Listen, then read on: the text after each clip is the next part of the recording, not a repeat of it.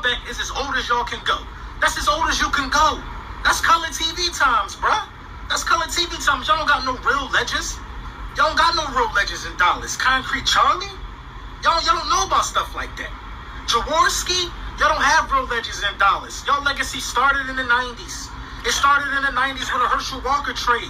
The thing that bothers me most about the Dallas Cowboys and the content creators on YouTube, most of them, and the fan base is that you're not properly educating the young fans. You're not properly educating the young Dallas Cowboys fans. You're getting on here and running your mouth and just saying 5, 5, 5, 5, 5. You're $5. Well, hello, friends. Mark Holmes here with Michael Anthony Fitness, who's got his mouth full at the moment. And as always, thank you guys for watching, commenting, subscribing, and being part of the Joe Blue Sports Report. Without you guys, this literally does not work.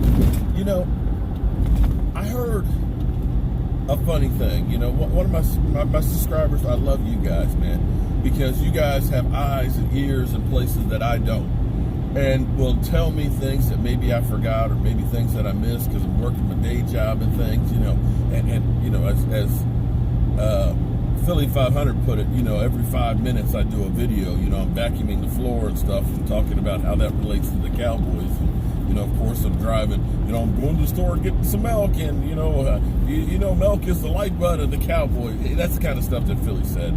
Yeah, Philly, I'm watching you, man. I'm watching you. I know the police are watching me, but I'm watching you still. And I'm going to get you. But I heard some other YouTuber out there who was talking about the Dallas Cowboys have no history. Every team has history. No. He said that this is. I'm trying to understand. Maybe it's a young guy that just don't know history and doesn't know how to use like a history book or use Google to actually look at things, because he was talking about his team having history. Concrete Charlie and Ron Jaworski, you know, he said that, you know, all you got is Staubach, and your history started in the 90s. I said 80s. No, he said the 90s when we were in the Super Bowl with Troy Aikman and Emmitt Smith. True. That's not true. True, the Eagles have a longer tenure in the NFL. They were one of the original franchises. I will give you that. They have a long history. But that doesn't necessarily mean that you have a great history. And to say, if the only two players from the Eagles past that you can bring up is Concrete Charlie, who, by the way, I probably know more Eagle history than you do. You know why they call him Concrete Charlie? Chuck McNair? Well, because you've heard it from me. They didn't call him Concrete Charlie because when he hit you like concrete, like a concrete wall or nothing. No. See, back in the day, before players had mega contracts, they had to have jobs in the off season. And what he did, Chuck McNair, in the off season was he did concrete. He did cement. Hence, hey, Concrete Charlie, hey man, you need some cement poured. Get Concrete Charlie to take care of it. He's got you covered. It's kind of like from the Lions, Night Train Lane. You guys heard of him, right? You probably don't, because you don't really know history, do you, LB? Night Train Lane was named Night Train, not because he was like running like a night train down the tracks. No. His nickname was because he didn't like to fly, so he would always take the night train to whatever city they were going to get there. He played for the Lions. Night Train played for the Lions. Night Train, well, he played for, he's up on the Ring of Honor in Detroit. Lord knows I've done enough Thanksgivings there to know that Night Train Lane was a Detroit Lion in the Ring of Honor. For both. Well, maybe you did. I don't know. But anyway, so since you don't know anything other than Troy Aikman and Emmitt Smith, FYI, the Cowboys, I believe, have 16 Hall of Famers. I think the Eagles have 10, although it may be 11. And I'm not sure you really want to count Sonny Jurgensen, because he did most of his work in making it to a Super Bowl with the Redskins. You know what I'm saying? With the Redskins, he didn't get to the Super Bowl with the Eagles. Oh, I forgot. You guys just got your first Super Bowl win. But I want you to understand, as you bring up Concrete Charlie and Jaws as, you know, historic figures in the NFL, Ron Jaworski, those Super Bowls. I want you to think about some of the most iconic things in the history of the NFL. Although it wasn't a win, have you ever heard of the Ice Bowl? The Ice Bowl, the Dallas Cowboys and the Green Bay Packers, that went down to the last play of the game. And believe it or not, the Cowboys actually went to 3 NFC Championship games. Now, I know you don't know much history, but see, we had players like Walt Garrison, you know, Dandy Don, who, of course, every time I finished my live stream, time to turn out the lights, he was a great quarterback. We had Mr. Cowboy, Bob Lilly.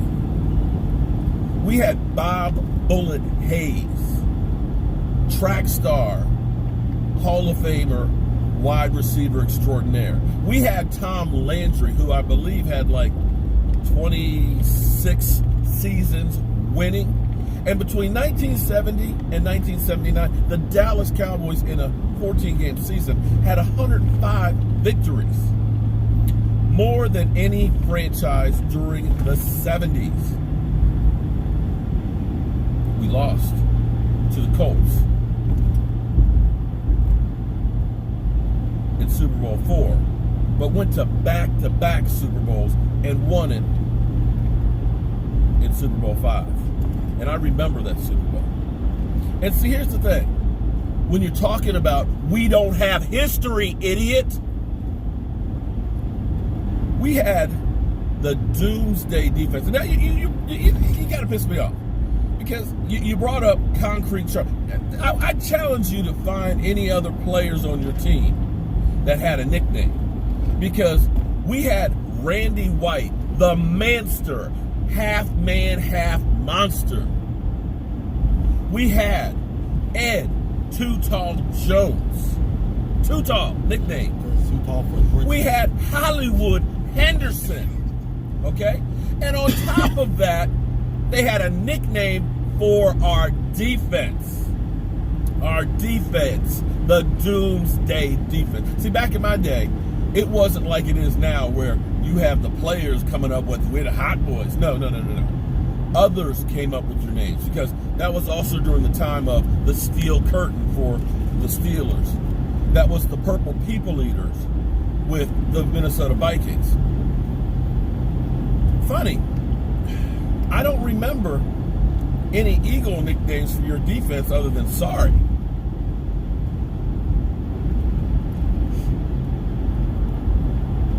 Maybe you know your history a little better than me, but I don't know of anything else other than your history. Now, granted, you guys have been there longer. We started in 1960. We got 5 Super Bowl rings. 5. I got 5 on it, on 8 appearances. You've been to 3 and got 1. So since Mr. History Aficionado, since you know so much, answer me, why is it, if you were one of the original teams in the NFL, that you have a history that ours just started in 1990? I ain't even got to the 90s players. I ain't even got to those guys. But understand, how many plays are your team famous for? Because we've got like the Hail Mary. We got Tony Dorsett on Monday night against the Minnesota Vikings running with only 10 players on the Dallas Cowboys offense from the 1-yard line. The 1-yard line all the way to the end zone.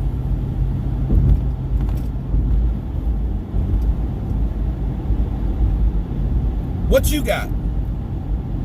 What you got? I want to hear your great history since you talked about my Dallas Cowboys history. Would you like more? I can go on. I can go on. Because, see, I can talk about things like the Chicken Bowl. Chicken Bowl, yeah, he's heard that. No, he's like, yeah, Dad, I've heard all your stories like 50 times, Dad. That's where my kid's just like, I'm glad he's got YouTube so you can tell somebody else this stuff instead of me. But see, the Chicken Bowl between the Redskins and the Cowboys. See, the Washington Redskins were the last team to integrate. Even though the NFL started to have black players in 1948, here it is, the 60s, the Washington Redskins refused to have black players. Because Preston Marshall, their owner, liked having that whole southern market. In fact, Preston Marshall did not want the Dallas Cowboys to become a team. He fought it. And that's when Chet Murchison, you know, Cowboys are always smarter than the Redskins, bought the Redskins' rights to their fight song. And he held it hostage. And until Preston Marshall gave a yes for the Dallas Cowboys to become in existence, he would not release the rights to that song. But be that as it may, there was a group of Dallas Cowboys fans that were starting a protest against the Washington Redskins. And what they did, I think it was 61 chickens. 60 of them were white chickens, and there was one black one. And the idea was they had chicken feed. They were going to sneak in and at halftime release all the chickens, basically to say that the Redskins owner was scared to have, it was chicken to have black players.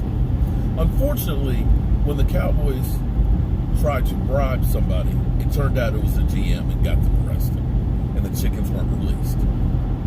But undaunted, the next year, they put a turkey in Preston Marshall's hotel bathroom. Preston Marshall opened up the door, saw this big-ass turkey in there, and said he ran out. And I can't get the quote exactly right, but he said, you know, messing with a chicken is one thing, but a mad turkey is another. Ha-ha. So this time, what the club did was they hired 2 acrobatics from the University of Maryland. They dressed them in chicken suits. And at the beginning of the game, while the national anthem was playing, these 2 chicken-dressed acrobatics run out on the field. One of them immediately gets stopped. The second one escapes, and he runs around all over the field doing backflips and stuff as the teams come back on the field and the national anthem is playing. And he got away. And if you look at the Dallas Morning News, they will tell you in attendance that day was like 53,000 fans and 1 chicken. So I challenge you, LB. Tell me your history. I know mine. I know yours too. I'm Mark Holmes, and well, thank you for helping me pass about 15 miles of my journey. You got anything to add, Mike? It's hate week. You want the Cowboys to win? Or you want Jason Garrett to still go? I'm coming for you, Philly. Philly, brother, I'm coming for you. Put Cooper Rush in the game. Put the white guy in the game. Is that what you're saying? And then if it's going to get Jason Garrett fired if we lose, then put him in the game. No, see, you don't understand. If it ends up being that Dak can't play, then he's got an excuse. They're going to say, oh, well, you didn't have your quarterback. That's what he got in 2015. No at this point. I don't know, man. You got Jerry Jones. How many? What did I tell you guys? Jason Garrett's a cockroach, and he's a survivor. Every time we have thought that Jason Garrett was going to be fired, and we've relaxed, the team turns around. And I told you that. Didn't I tell you that, guys? I told you that. All right. Hope you guys have a wonderful day. I'll see you soon.